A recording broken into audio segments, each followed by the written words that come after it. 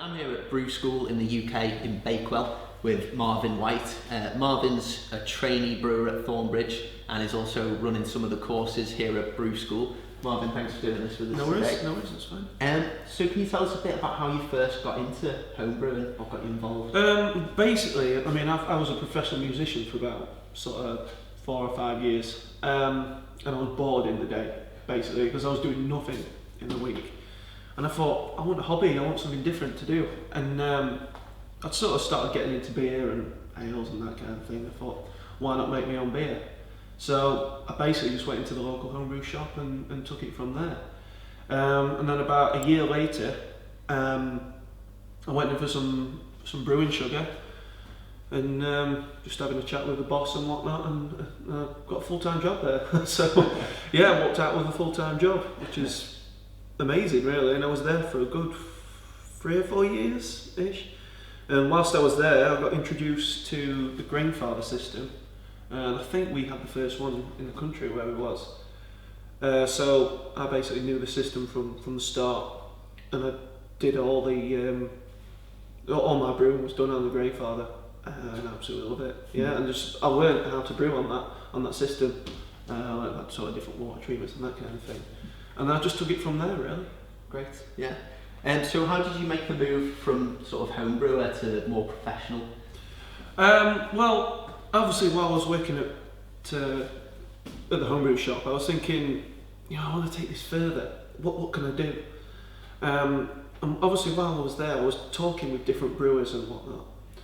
And a few people said, well, why don't you look into commercial brewing, doing different aspects in that sector? So I thought, yeah, why not? And I started doing a lot of volunteering in a lot of local microbreweries.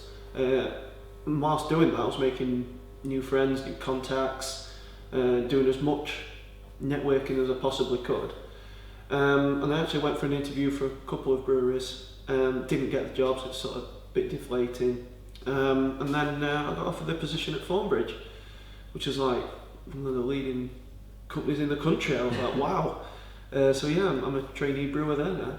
So yeah, I'm really happy. I've been there just over 7 months now. Well, yeah. So yeah, really enjoying it. Do you find there's quite a lot of difference between sort of the home brewing and then the scaling up to? Yeah, it's a completely different ball game. I mean, like, you give me a homebrew system, I can nail it. You know what I mean? I can work on pretty much any homebrew system.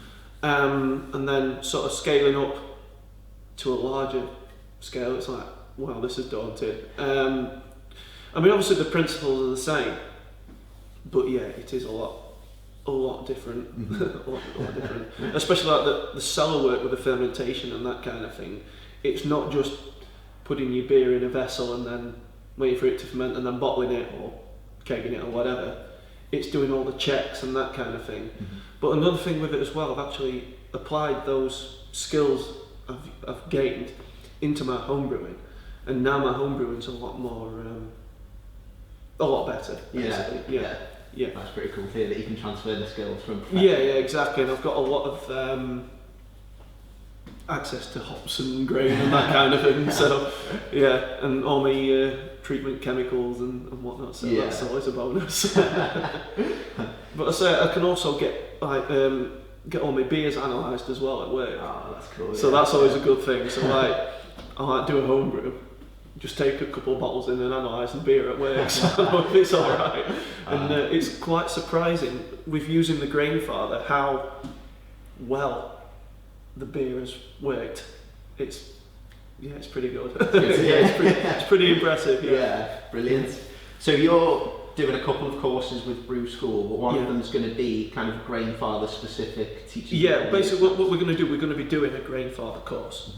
So we're going to you're going to walk in, the Grainfather's going to be set up, and we're going to teach you all the way from the start to the finish, the whole heating your mash water up, getting your calculations right, doing your water treatment, and we're going to test the Grainfather as well. We're going to do a nice complicated recipe just to prove what the Grainfather's capable of doing. and as we know, it's capable of doing a lot. So yeah, that's basically the gist of the course. And we're going to talk about sort of recipe development for the Grainfather. Obviously, your mash water to grain ratios, your sparge water calculations, and that kind of thing. And we're also going to show you how to use the cool apps you get with the Grainfather as well, which is something that a lot of the other systems don't have. So we're going to have. We're going to show you how to use the app to develop your recipes and that kind of thing, and then also the app to control the box as well. So we're going to be looking into that. Brilliant, yeah. So it's going to be really good for kind of beginners right up. Yeah, I mean, even if you're just looking at getting into homebrewing, it's still a very good course because you're going to gain a lot out of it in the way of sort of your calculations and recipe development and that kind of thing.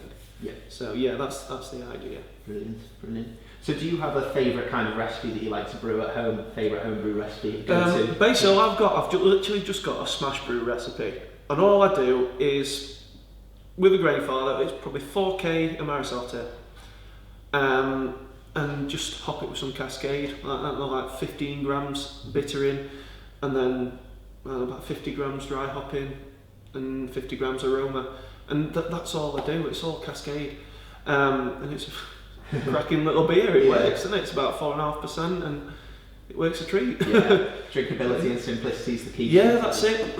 It's I mean, I've been playing about with different yeasts as well, and it's amazing the difference you get from just using different yeasts with that particular recipe. So yeah, it's good to play about with as well.